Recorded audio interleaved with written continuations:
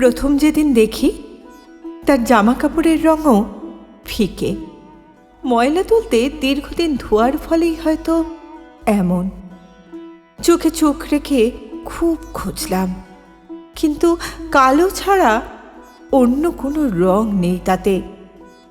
রাস্তার এই প্রান্ত থেকে ও প্রান্তে পৌঁছে সে আমায় বলল, অনেক ধন্যবাদ আপনাকে। আসলে চোখে দেখতে পাই না তো, চোখে দেখতে পাই না সে, কিন্তু রংহীন কেন হবে? খটকা লাগলো। পৌঁছে গেলাম হৃদয়ে আড়াআড়িভাবে। যাত্রাপথ অবশ্য সহজ ছিল না। দীর্ঘকাল ধরে মাটি প্রস্তুত করে জল দিয়ে আলো দিয়ে তবেই না গাছের শালক সংশ্লেষ। হৃদয়ে পৌঁছে গেলাম, দেখলাম শ্বাসকষ্টের কারণ তার ফেলে আসা চালচিত্র। বললাম, পেয়েছ সংবাদ? সে বলল, কিসের? বললাম, এখন যে বসন্ত চলছে। তার কালো চোখ ফুলেও এক ছোট্ট প্রজাপতি এসে বসল। হঠাৎ আমার হাত চেপে ধরল। আয়নার সামনে নিয়ে গিয়ে দাঁড় করালাম তাকে।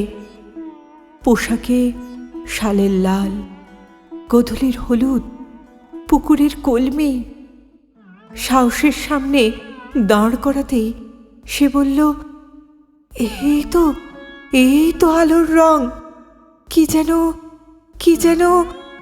আমি বললাম, রোদ্দুর। মুখে হাসির এক পশলা ঢেউ খেলে গেল তার, কিন্তু পরক্ষণেই চোয়াল শক্ত। বলল, মানুষটা বড় মারত। একদিন বৃষ্টিতে আগুন ধরিয়ে পুড়িয়ে দিল দু চোখ। কোমরের চারপাশে তার হাত গোল করে ঘিরে রেখেছে আমায়। আমি তার গালে হাত দিতেই বিষাদ সরিয়ে হেসে ফেললে। হে তো শিমুল। আর ঠোঁট জানি না। আমি স্পষ্ট ওই লজ্জার রঙে বাতাবি ফুল দেখলাম।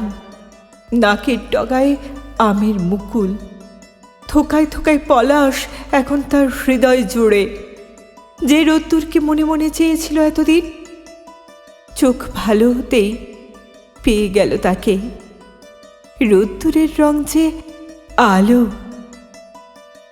আমার হাত ধরে রাস্তা পার করতে করতে সে চেনা খুশি আমার কানের কাছে কলকল করে উঠল। খুব চেনা তোমার স্পর্শ, কিন্তু কে তুমি? আমি বললাম, সুখে আছো? খুব খুব খুব। উত্তেজনার রং হার মানিয়ে দেয় ভোরের সূর্যকেও। বললাম, অনেক অনেক ধন্যবাদ। আসলে চোখে দেখতে পাই না তো। সে বললে, আহারে। এগিয়ে গেলাম আমি। তারপর সে ছুটে এলো পিছু পিছু। শুনছো? এত চেনা তুমি, তোমার নামটা বলে যাও। হেসে বললাম, বসন্ত। আমার নাম বসন্ত।